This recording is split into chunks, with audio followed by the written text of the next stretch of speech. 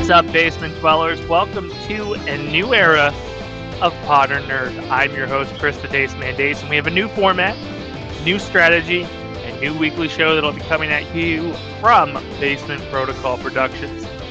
On today's show, I'm going to give you an introduction of what we're going to do, what the format is. We're going to do some reviews, we're going to do some news, we're going to do it all.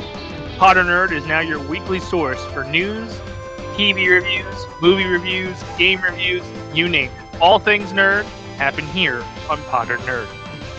So the new layout is going to be consistent of yours truly being the host, and then having several segments throughout the show.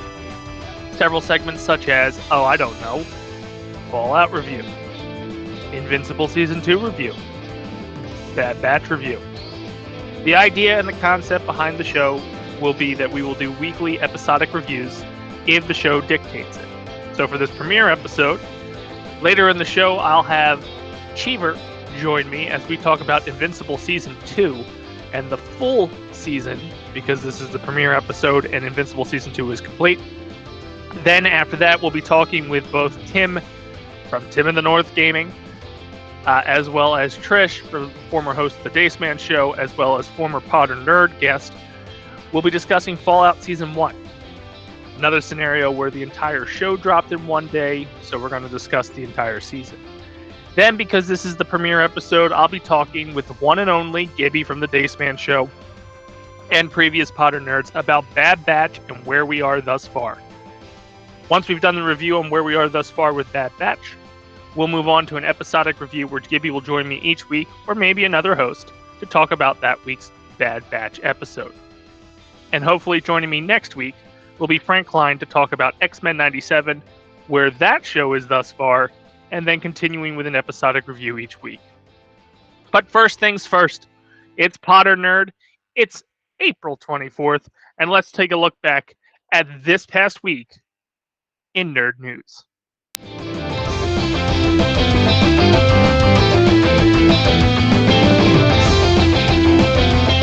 This week in Marvel/Nerd news, we're going to kick off things talking about Shang-Chi's franchise.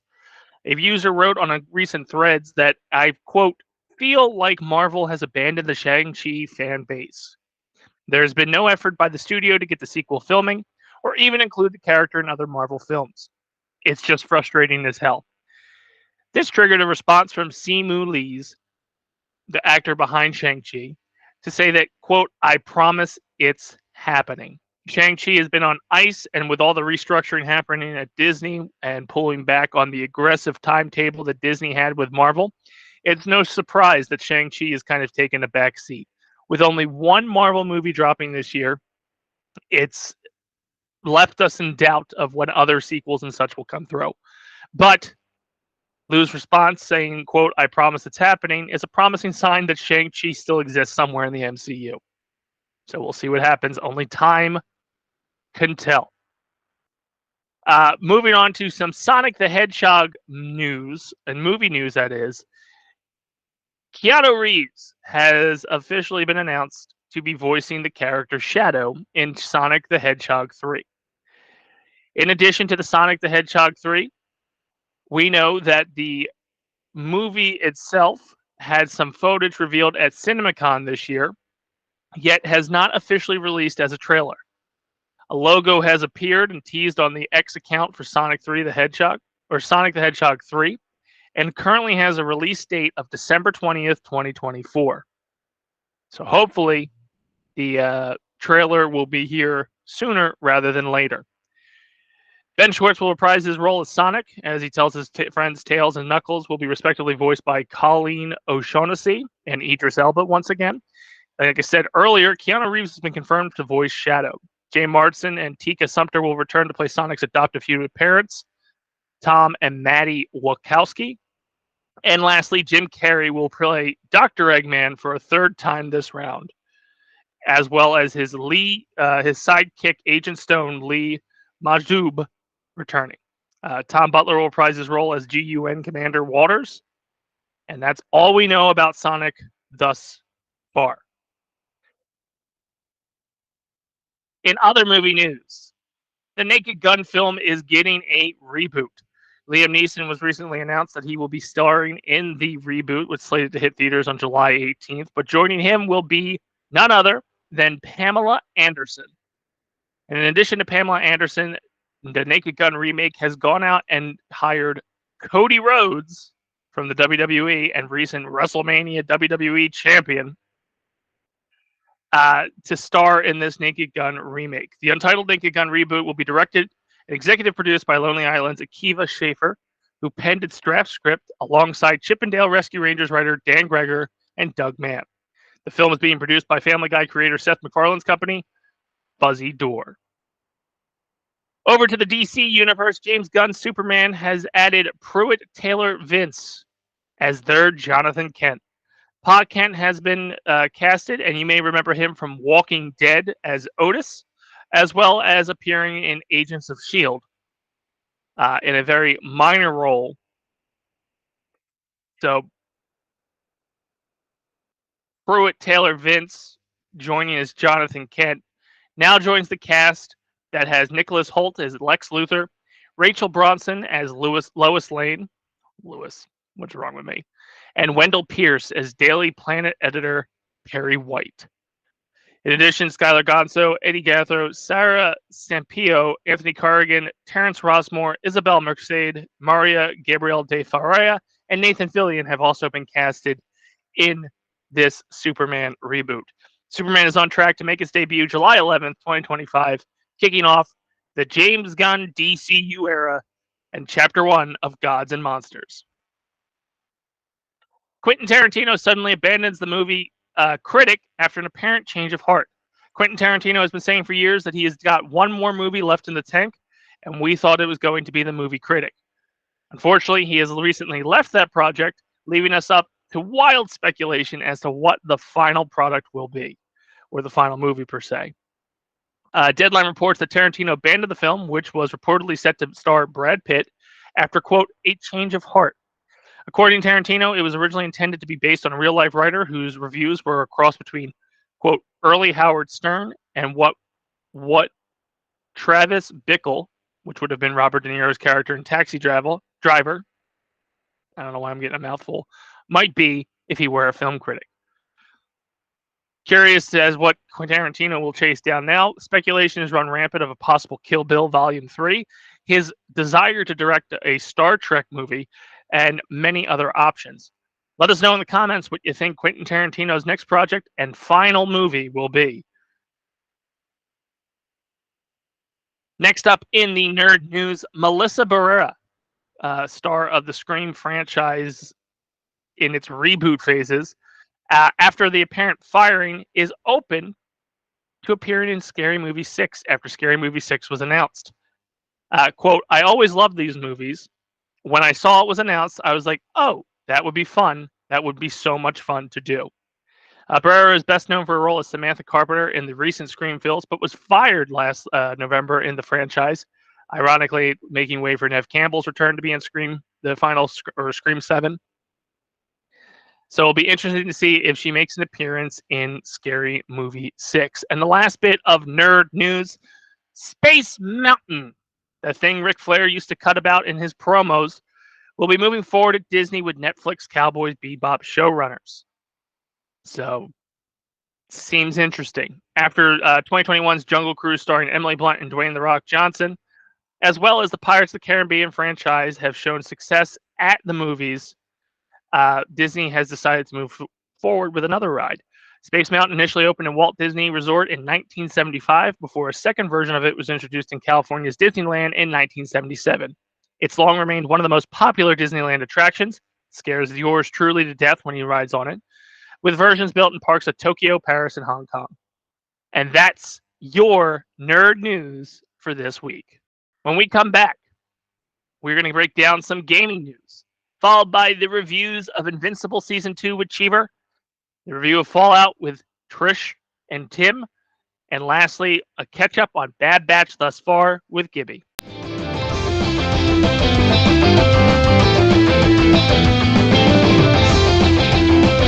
And welcome back to Podern Nerd. This week on gaming news, we're going to talk about some small stories. First, Nick, do is adding Zuko from Avatar: The Last Airbender to the game itself in its newest DLC. Available on April 24th, which is today. It is available today. You can play as Zuko with the newest DLC in Nickelodeon All-Stars Brawl 2. In other news, Nintendo had an April 2024 Indie World press conference where they announced a bunch of games last Wednesday on April 17th. First announced Little Kitty Big City, which will drop on Nintendo Switch May 9th. As the title suggests, you control a small cat in a mini open world set with a bustling Japanese-inspired metropolis. Coming out in late 2024 is Yars Rising. A Wayford and Atari are teaming up to make a 2D Metroidvania spin-off of the 1982 Yars Revenge. Coming out in summer of 2024 is Refined Self, the personality test game. This 2023 choice-driven adventure stars an android whose creator has passed away. Unaware of its purpose, you'll piece together your past by interacting with characters and making decisions to determine what the doctor had in mind for you. Available now is Sticky Business, first arriving last summer. This cozy shop simulator is now available on the Switch. Anton Blast, coming November 12th, as Dynamite Anton or Annie smash through levels of reach Satan himself, who stole your prized spirit collection. Coming out this year, Valley Peaks. As a mountain climbing frog, use your tongue to swing across mountain peaks to place radio towers and reestablish communication with fellow climbers. Each mountain presents its own platforming puzzle, challenging players to find the correct path. Again, Valley Peaks coming out this year. Coming out May 16th, Lorelei and the Laser Eyes. This non-linear puzzle game finally hits next month and was created by the team behind Sayonara Wild Hearts. Players control a woman invited to take part in a project set in an old European hotel. Her journey begins as a nightmarish and surreal adventure supporting over 100 puzzles with shifting mechanics and perspectives. Again, Lorelei and the Laser Eyes drop May 16th. Coming out this year, Europa. The vibrant sci-fi fantasy game could be mistaken for a Studio Ghibli joint. Players control an android boy with a jetpack-like device who explores a picturesque alien moon. Soar through levels to uncover the secrets of a lost civilization. A free demo will be available now. Coming out late July of 2024, Teenage Mutant Ninja Turtles Splintered Fate. Not Faint. Originally an Apple Arcade exclusive, this roguelike adventure sees the Turtles traveling through reality-bending portals to find a kidnapped Mastered Splinter. Each turtle has their own abilities to take down the Foot Clan and other familiar foes, with every room granting new powers and upgrades. Spending earned currency at the sewer base unlocks permanent upgrades, and you can play alongside 3 other players in drop-in, drop-out co-op for TMNT Splinter Fate, which will launch on the Switch in July of this year. Dropping August 8th is Cat Quest 3. Sail the 7 seas as an adorable feline pirate to engage in naval combat, alone or with a friend in co-op. Available now on the Switch is the game Stitch. Embroidered fans rejoice. Apply those skills, to complete over 180 Picross-esque puzzles called hoops to bring embroidered patterns to life. Also dropping August 8th is Steam World Heist 2, the sequel to SteamWorld's 2015 turn-based strategy game Takes to the Seas. In other quick release updates, literally BZZZT, will drop the summer of this year. Shim is coming July 18th. Animal Well will drop May 9th. Duck Detective, The Secret Salami drops May 23rd. And Another Crab's Treasure drops tomorrow. And those are the games that are coming out of the Indie World Nintendo 2024 April presentation. In our last bit of gaming news, The Wolf Among Us 2. Telltale's drops a screenshots of the game itself, as well as a developmental update. The Fabletown gang will be back. Developer Telltale Games has promised in a new development update for The Wolf Among Us 2. It's sequel to the hit The Wolf Among Us, which was announced in 2019. Those pre-pandemic times. The update kind of just reveals that the studio is hard at work, especially after the unspecified number of layoffs that hit Telltale Games last October. Quote, We've been quiet because we've been heads down focusing on the promise of The Wolf Among Us 2. While we can't give a big update yet, here's a little something for you. In progress shots from the current build. The work continues. The Fabletown gang will be back. Thanks for being fans. You can find these screenshots on their Twitter or X, as well as things such as Game Informer, IGN, and other gaming news platforms. The Wolf Among Us 2 was originally due out last year, but was delayed out of 2023 in a March update from the studio. The Wolf Among Us 2 trailer can be found on YouTube, as well as the game's first episode, which will catch you up on what happened in the first game. And that has been gaming news. When we come back, I'll sit down with Leshev, the one and only Cheever, to talk about Invincible Season 2, its drop schedule, how it performed, and how close it stayed to the source material here on Podern Nerd.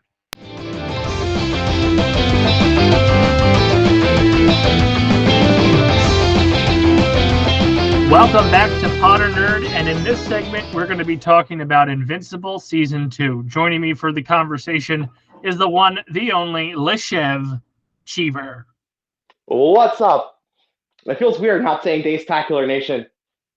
I did at the beginning of the episode, so I can't get rid of it. Even though we're all basement dwellers now, I can't get rid of the whole Dace-tacular Nation. It just won't leave my body. What's up, Basement Nation? Basement Nation of dwellers, or basement dwellers in this nation, whatever you want to call yourselves. On this segment, we're talking about Invincible Season 2. So first and foremost, we're just going to dive right in. I want to know how you felt about the release schedule of this. We got the first 4 episodes back in November, and then the last 4 episodes in March. So there was a big gap. I assume it was production issues. They kind of poked fun of it in the back half of Season 2. What were your thoughts on that? I really wasn't that upset. I mean, I feel like most TV nowadays, they're trying to go for that Emmy or Golden Globe or whatever award. So they try to extend their season into 2 halves. I mean, Breaking Bad started it, Better Call Saul continued it, and now every other show is breaking their seasons into Part A and Part B to try to get as many nominations as possible. So it's the norm. It doesn't really annoy me that much, but I also did feel like the second half of Season 2 felt like a different season. It definitely did. The tone definitely shifted from the first half to the second half.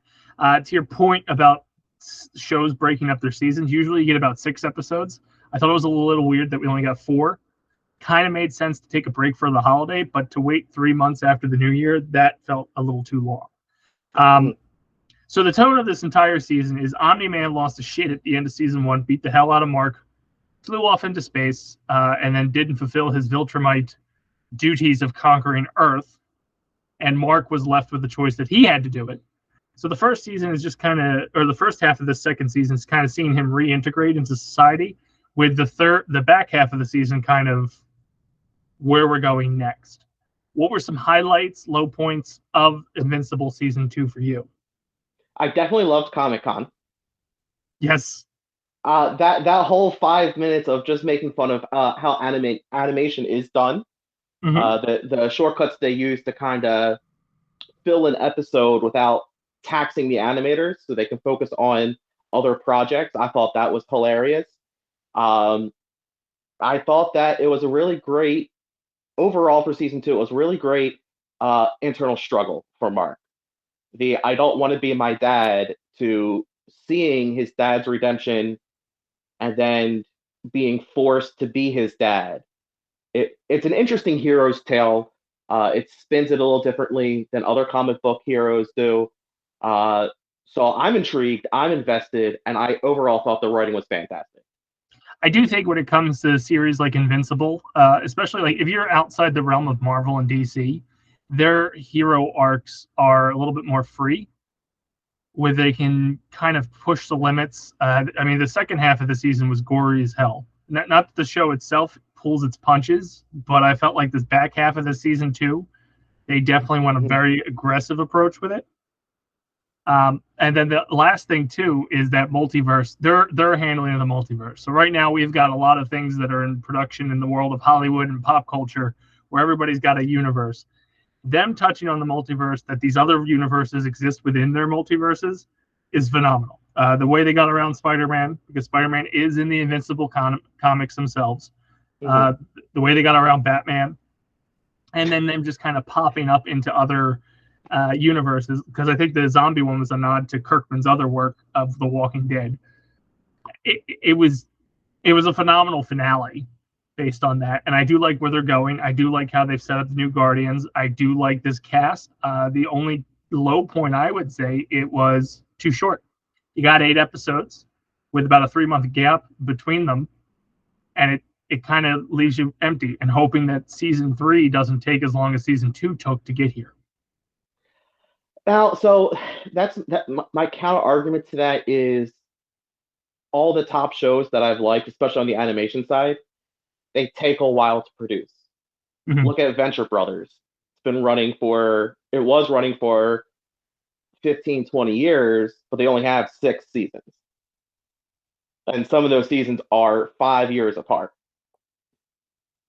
That's fair. Curb took a 10-year break before they came back and did their last couple seasons.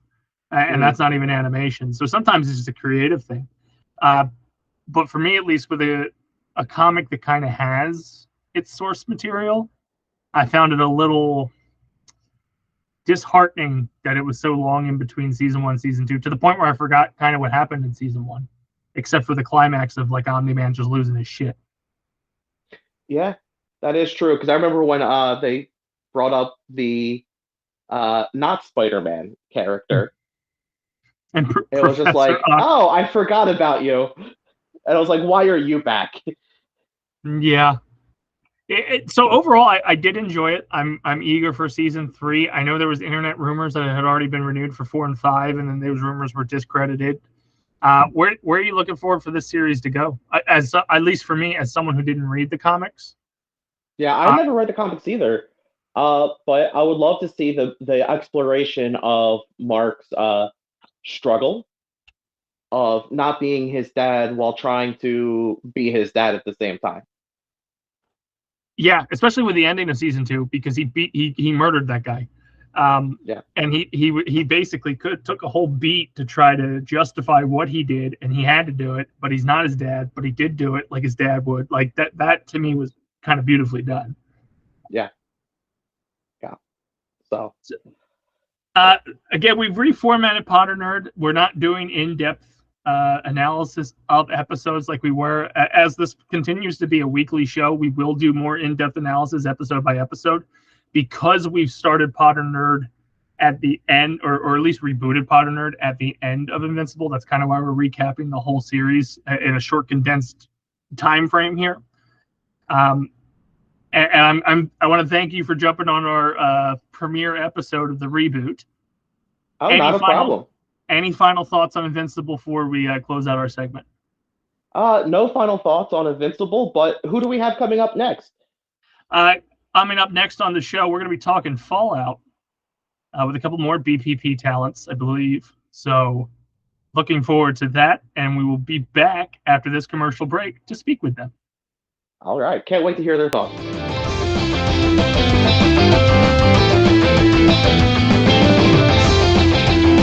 Welcome back, Basement Dwellers, as we plow on through our inaugural Podern Nerd episode. And joining me for this segment is the man from the north, Mr. Tim Clark. Howdy. And the voice from the Dace-tacular nation of the Dace Man show that was somewhat female, Trish. I guess that's the closest thing to a nice introduction I'll ever get. You were always referred to as either tits or a troll on that show, so that's a huge fair. Improvement. So we're talking Fallout from Amazon Prime, which they went and dropped the entire series, and we're going to get some feedback on the recap of season 1. It has been officially renewed for season 2. Tim, we'll start with you. What was your overall impression of Fallout? I went in a bit skeptical, just because Fallout's very goofy as a game in some areas, but overall I was actually really impressed, and there was plenty of things in there for people who like the games. Be like, oh wow, I've seen that, or I know what that is. So I was impressed with it. Nice. Trish, what was your overall impression of Fallout, being somebody from the outside when it looks at it? It's funny because I heard a lot of great things about it, so I went in with high hopes. But I'm that type of person who usually, when everybody loves it, I end up hating it for whatever reason. But I loved it. I watched it all in one sitting and couldn't stop. So I want to talk about the first episode real quick. We'll start with you on this, Trish. How did you feel about the pacing for the first episode? Because at least for me, they were trying to develop three very primary characters, and they were kind of all over the board, and it felt choppy. So what were your thoughts on the first episode? It's funny because I can see what you mean by feeling choppy, but I do think that that first episode felt longer than all the rest. Mm-hmm. I think it was crazy, like how much they did fit into one episode, and then they just go from 0 to 100, especially with Lucy. They went full blown red wedding on that episode for her, and then they just came out running with that. Tim, what were your thoughts on the pacing for the first episode? So it's the one thing that I think was weak on the show was the character development, and I think the first episode was too much that they were trying to like cram in. They were like, these are going to be the people that you're going to watch and follow, but it just felt a little too much. Definitely felt like a Red Wedding reference with the wedding, which I thought was wild. But what was his name? Maximus. Just lackluster. So you mean what I like to call off-brand Denzel Washington? He is off-brand Jonathan Majors, okay? He had several stances where he was standing like Kang, and if they want to replace the man, there's your guy. I think he's Denzel Washington, but regardless, either way, he is the Walmart brand of a famous actor. Or disgraced actor, your choice. So in keeping with the conversation of the pacing of the first episode, something that Amazon did that is not as common these days, and something that should have been done to a shitty show like WandaVision, they dropped all episodes in one shot. So there's been a debate online of whether it's been beneficial that they dropped all in one shot, or would it have been better to do week by week. Tim, we'll start with you. What were your thoughts on the way they delivered the episode to the viewers? So I'm just going to take a shot here, and I'm going to assume that they dropped them all because I felt like there wasn't a whole lot of cliffhanger on a lot of episodes, and some characters were just kind of like meh, like their storyline at some points. So I think they wanted to just drop it all because they didn't want to lose people in between weeks, and I think that's kind of why they went with that approach, and I think it worked out. I think it was beneficial. Trish, how about your thoughts on the delivery of the show? I'm impatient, so I prefer give me everything all in one shot and then I'll watch at my leisure. I do kind of agree with what Tim is saying now that he's brought that to the point. There weren't a lot of cliffhangers. So like if I needed to stop, I could have. And I think that it does make more sense just to give us everything and then we watch at our time frame. I think when a company makes a decision to drop a series versus week by week, it is a kind of an indicator of their faith in the show in a way. To me, a show like Echo that was on Disney Plus, they dropped it in one full shot just because the simple fact of the pacing wasn't there. So you had to have the entire story to enjoy the entire story. And I think that's what they did with Fallout versus like what they do with like the latest Walking Dead, the ones who live. We got enough in the last couple of minutes, to Tim's point, to bring you back the following week. So I think it really speaks volumes to the faith. And with Fallout, the pacing just never felt fluid. And that's probably why they gave you all of them in one shot. And that's at least the vibe that I got through watching it. So one other question I want to ask you guys, and I'll start with Trish. What were your high points, low points from the series? Some of your favorite moments, some of your least favorite moments when it comes to Fallout? I feel genuinely anything with off-brand Denzel Washington. Every time he came into that screen, I was so bored with him. I feel like there's so much that they could do with that plot of like the Brotherhood, and it just seems so very stale to me. I think one of the cooler parts was learning the real truth behind the vaults. As someone who had no idea what I was walking into, finding out that like what the true part of like the vaults was crazy, especially with everything like with vault 31. Yeah. Mm-hmm.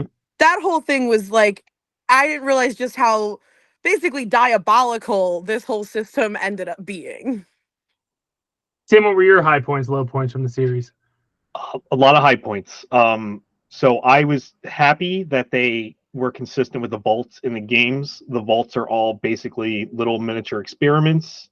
And, when we got the 4 and it was like human animal hybrids, the whole time I was just wondering, what is 31, 32, 33? What's their experiment?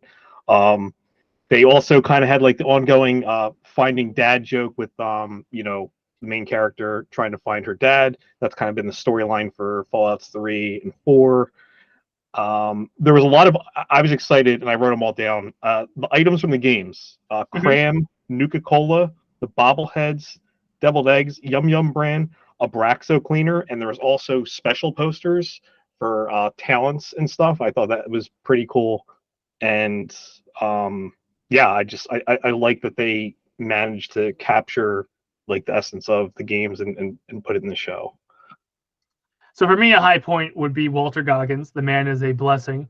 I don't know if you guys watch Righteous Gemstones, but Baby Billy is one of my favorite characters on that. And to have Baby Billy now be a ghoul gunslinger in Fallout, it was perfect.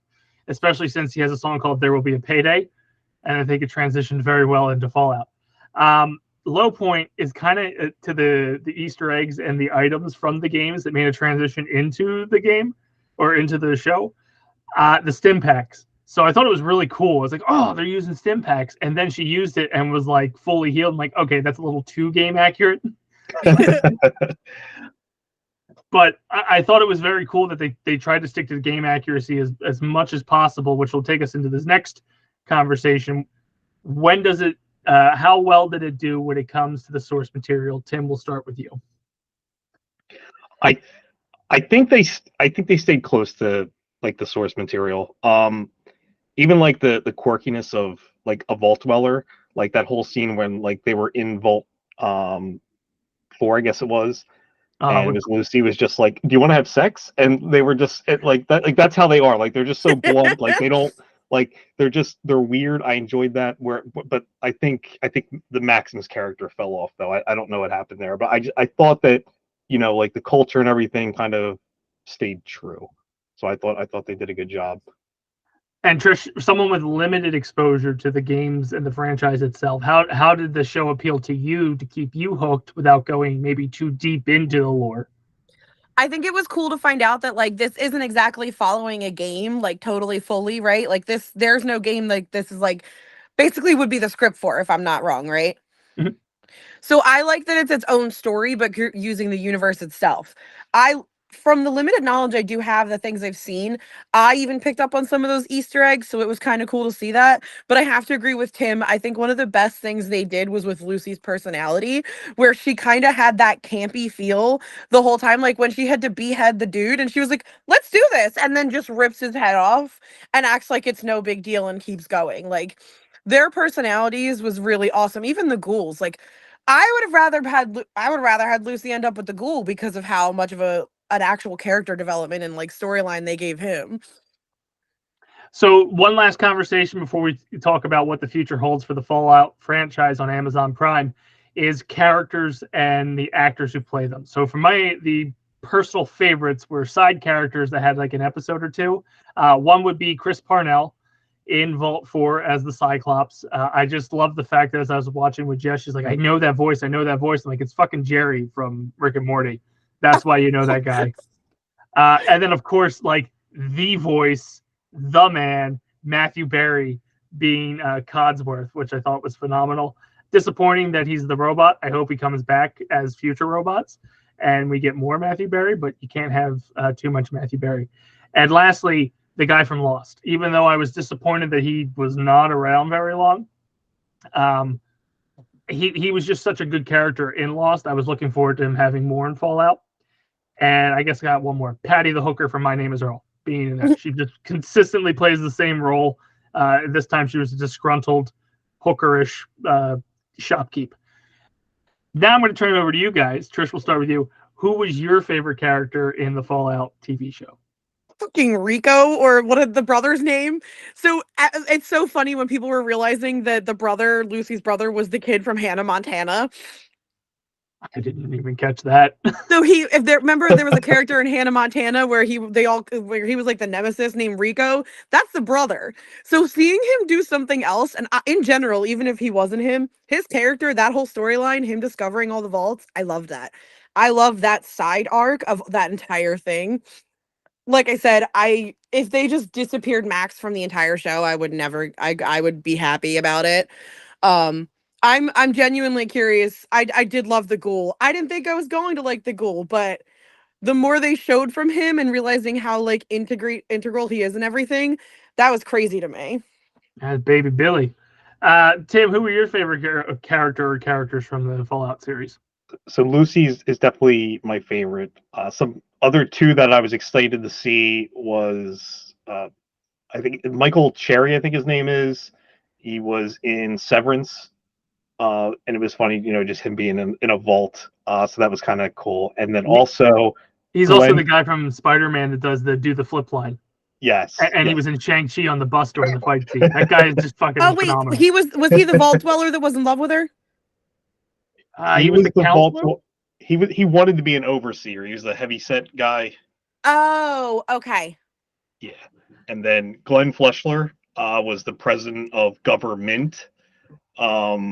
He was in Joker as the guy who gave Arthur the gun.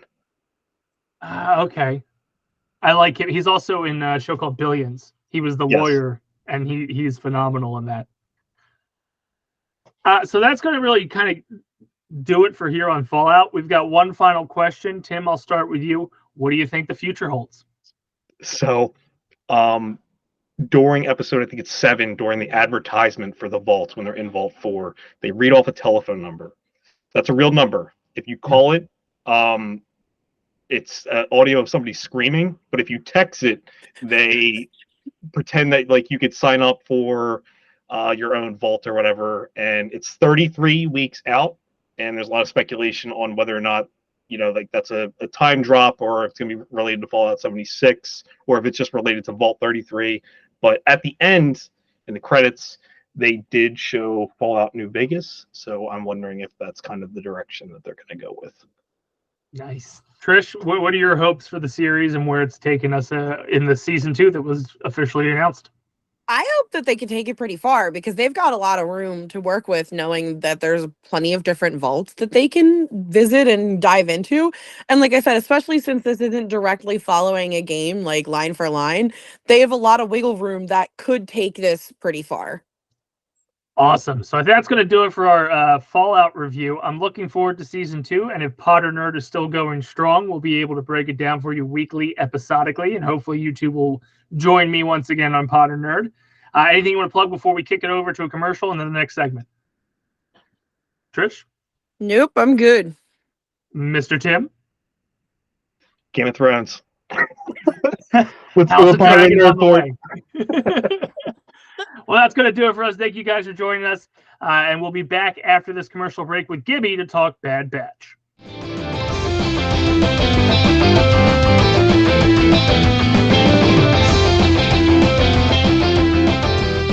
Welcome back to our third and final segment of this first premiere episode of Podern Nerd. Joining me this week, Gibby. Good boy.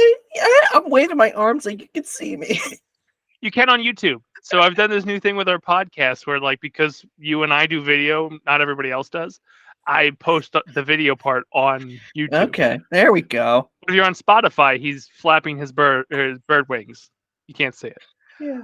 But we're talking Bad Batch, and I realize we're 13 episodes in, and we're a little late to the game, but we're going to cover the first 13, and then starting next week, we'll cover 14, and then we'll cover the finale on the 15th. Mm-hmm. So 13 episodes in of the final season, and the shit's hitting the fan.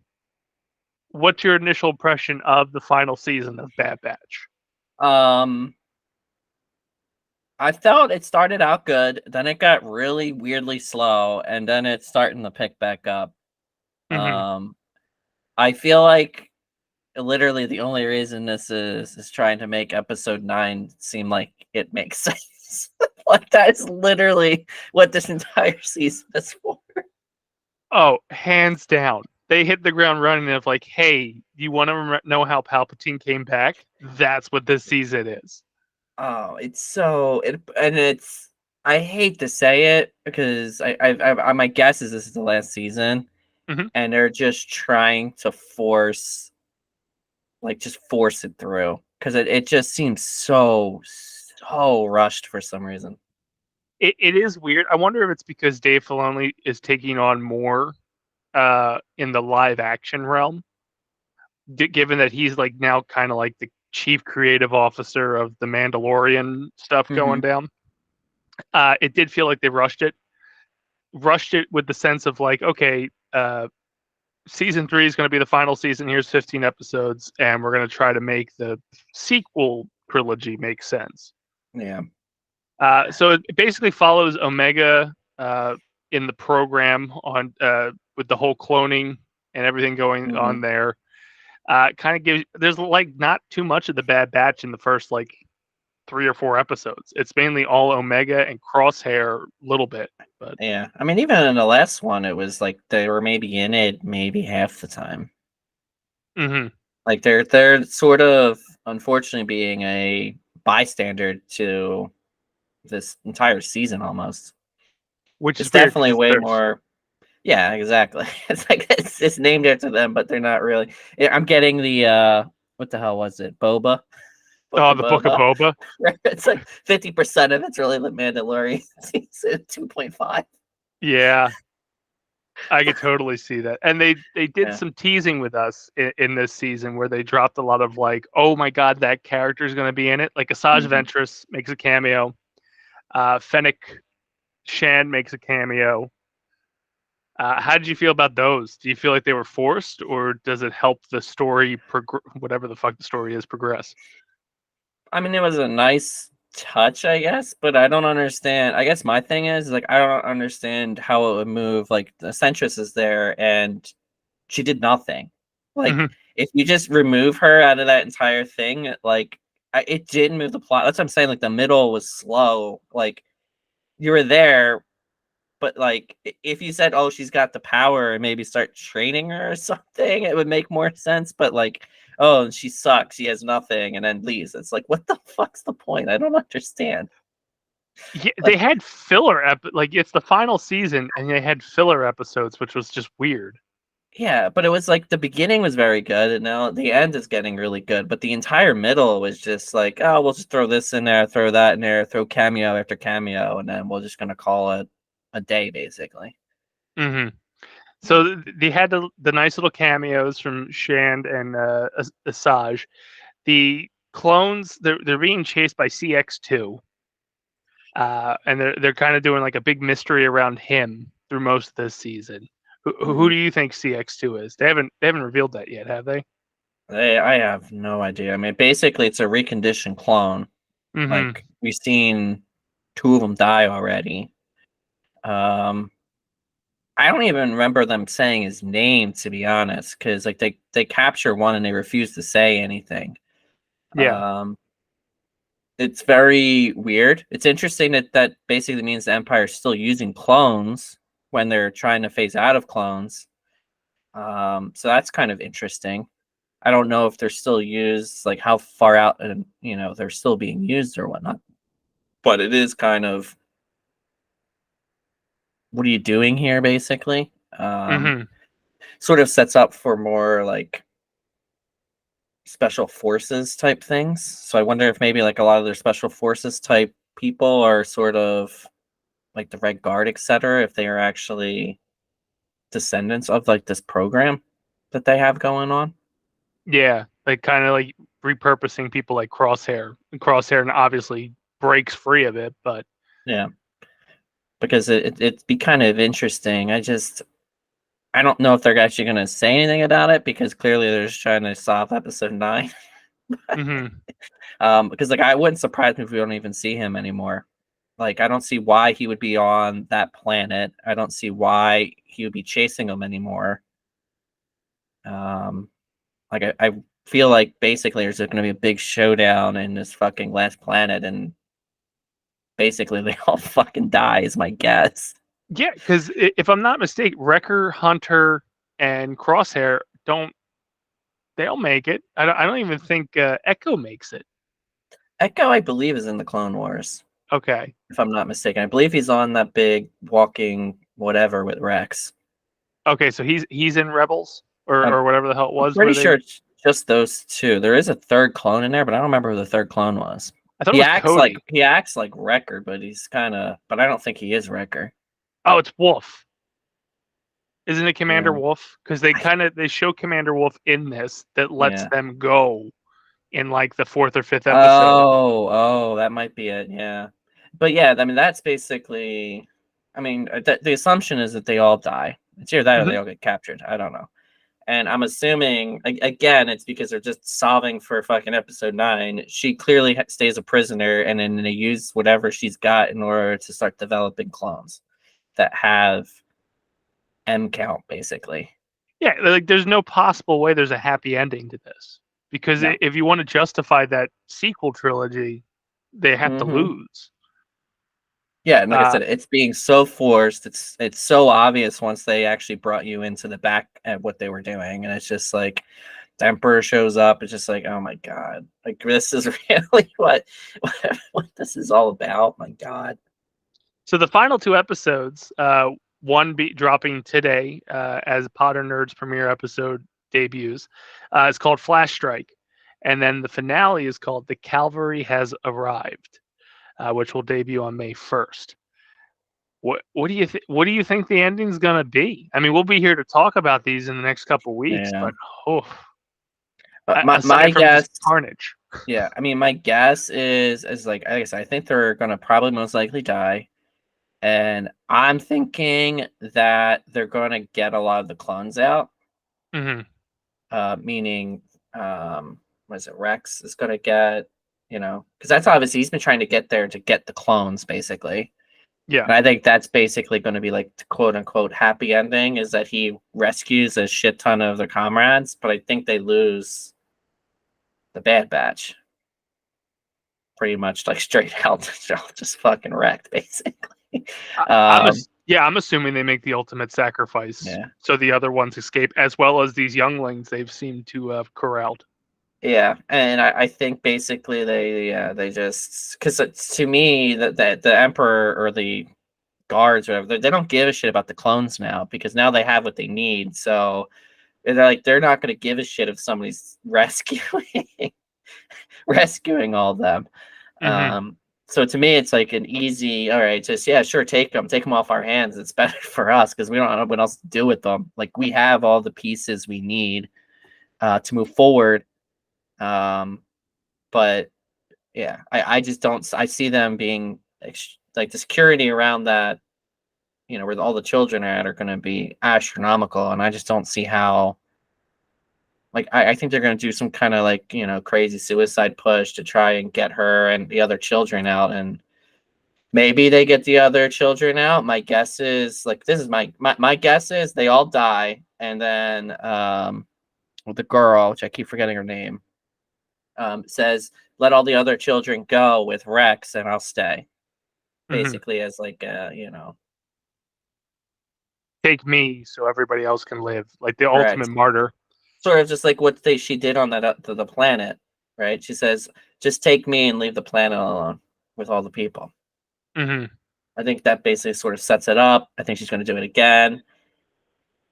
And then I think it's just going to end there. My question is whether or not they retool and make it like I feel like they're going to have another cartoon because it just seems odd to me that they would move away from the cartoons since they do so well for them. Like then does the next one just follow her? Well, they do have a new show that's dropping, I think, on May the 4th, which we'll talk about on here is Tales of the Empire. Which follows the the Grand Inquisitor taking on a former Jedi Padawan, and then I think Thrawn. So kind of like at the beginning stages of the Empire, and that drops. All the shorts are available May 4th, so we'll cover that here when they drop. It's the beginning of the. Oh, see, I thought it was going to be around this time frame. That's why I was thinking she would still be in it. It could be. It's kind of, remember how they did like the shorts that followed Qui-Gon and Ahsoka? The three. I didn't really like them. I mean, they're okay, but they weren't. I like the Qui-Gon ones. I didn't care for the Ahsoka ones. You pretty much know Ahsoka's story. Yeah, Ahsoka's was kind of weird. Didn't they? You also did one for the General, didn't they? Count Dooku, I mean. Yeah. Count Dooku's was pretty good. I actually liked that one. I liked how they interwove him into Episode 1, where he meets with Qui-Gon before he heads to Naboo for the final time. I thought that was cool. And then he's responsible for Yaddle's death. Yeah, that was kind of crazy. I was like, oh shit, okay. But yeah, it's so we'll see. Once this ends, that drops 3 days later. After that, then we're out of like this Skywalker saga, and the Acolyte debuts in June, which follows the 200 years before, like the High Republic era. Yeah, I haven't heard much good news about that, but we'll see. I'll give it a shot. It drops June 4th. I mean, we'll probably talk about it here on Podern Nerd week to week. Yeah. There's also the Skeleton Crew TV series lingering out there somewhere, which is like a non-Jedi show post Return of the Jedi. Okay. Andor season 2. Oh, I started watching that. I'm just one episode in, and whew. Wow, that's rough. If you're a non-Star Wars fan, they're ranting and raving about how great the series is. Oh my god, it was rough. I'm just like, all right, this is really slow, and like I can see, like, not to be mean or anything, but like I think Ashley would probably like that show. Because it's like a murder, at least the way it's starting out, it's like a murder mystery. It's a political thriller that has no elements of Star Wars except that it's in the Star Wars universe. Yeah. Like, I kind of wish it was like, they should do something like that. I wish they would do something like that, but like on like Stormtroopers or the Clone Troopers, where like memorable fucking characters that we know and love, but not have it focused around the Jedi or the Sith. Yeah. Like, just imagine it's just a complete show just about like Rex, or maybe not Rex because he's a clone, but like if Solo didn't bomb. Yeah, exactly. That's a good one. Yeah, Han, or you could do if they were going into the whole underworld stuff with like, let's take a look at the crime syndicates, and I would love to have just a Darth Maul series. That'd be fucking amazing. Doing the Crimson Dawn, like just follow him, or any of the syndicates. Like, he started with the what's called syndicate in the Book of Boba. That'd be kind of cool. That had the Pikes, and then the fall of the Hutts, because like the Hutts were pretty much done at that point. I didn't even think about it. Yeah, the Hutts were in it as well. Like, that would be freaking amazing. Yeah. Even just doing the whole criminal underbelly of freaking Coruscant might be kind of cool. Right? And then the good thing is, even though you'll hate it, Star Wars Outlaws comes out in August. It's a video game that solely explores the crime syndicates, and you play as a bounty hunter, I think. You're not a Jedi. Actually, following any of the bounty hunters that we know in the series might actually be kind of cool too. Because Pat Bane showed back up in this, which I didn't even think was going to happen. Like, just Jesus Christ, he's been in so many of these series. Like, I think all the cartoons. He made a live action appearance. Yep. Like, we don't know much about him other than he's a fucking badass. It seems like. He's the Clint Eastwood of the Star Wars universe. Yeah. He gets like all the fucking top tier fucking contracts, apparently. But the crazy thing is, we're not going to revisit the Skywalker saga until May 22nd, 2026, when the Grogu Mandalorian movie comes out. As of right now. Because the Acolyte's going to be the High Republic. Skeleton Crew. Would you even consider that, though, the Skywalker saga? There's nothing... I mean, he showed up in it, I guess. But he's not, like, in it. Yeah, you're not wrong. I assume Ahsoka's going to be in it, and Thrawn. Because, I mean, they got the whole Dathomir storyline hanging out there now. I don't think Ahsoka can be in it, because she's not even on the... She got teleported away, didn't she?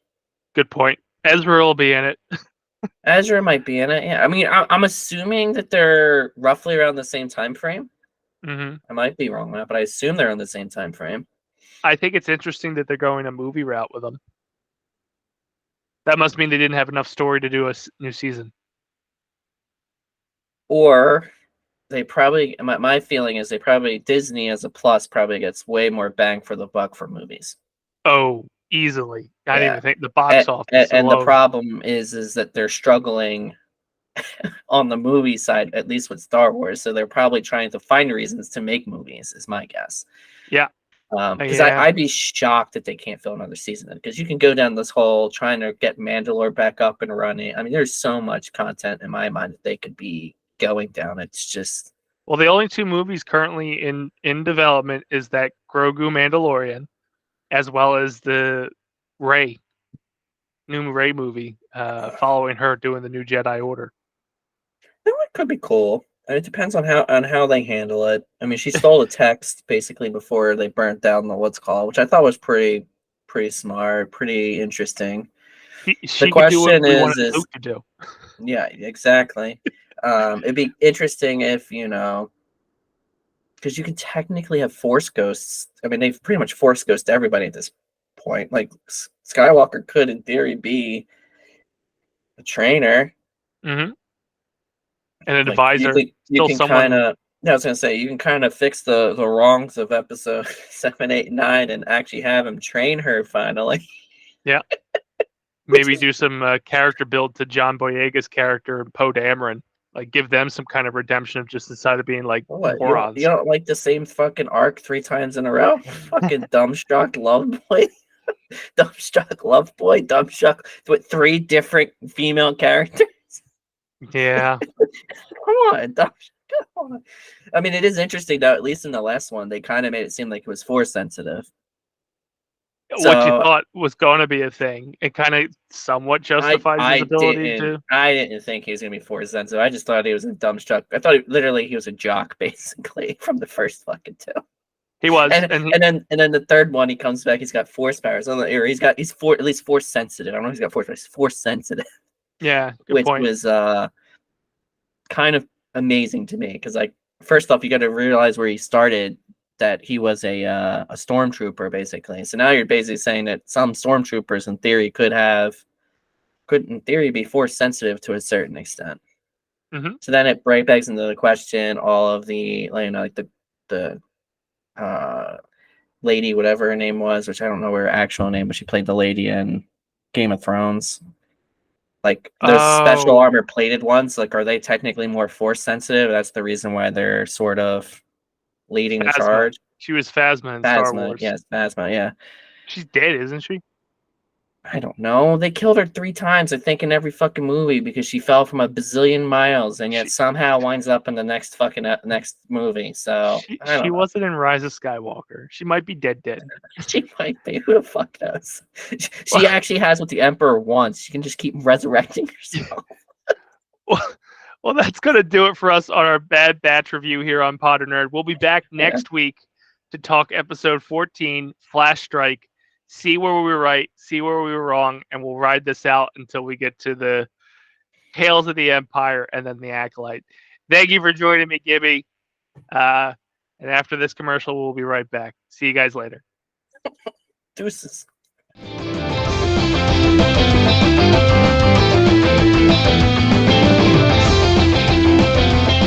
Well, Basement Dwellers, that's going to do it for us on the premiere episode of Podern Nerd.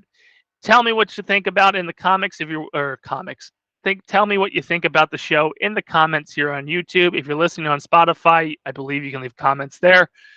Or you could just go to our Facebook page, facebook.com/Basement Protocol Productions, and let us know what you think of the new format of the show. I hope you enjoyed the opinions that came out of Cheever, Tim, Trish, and Gibby about some of your favorite shows.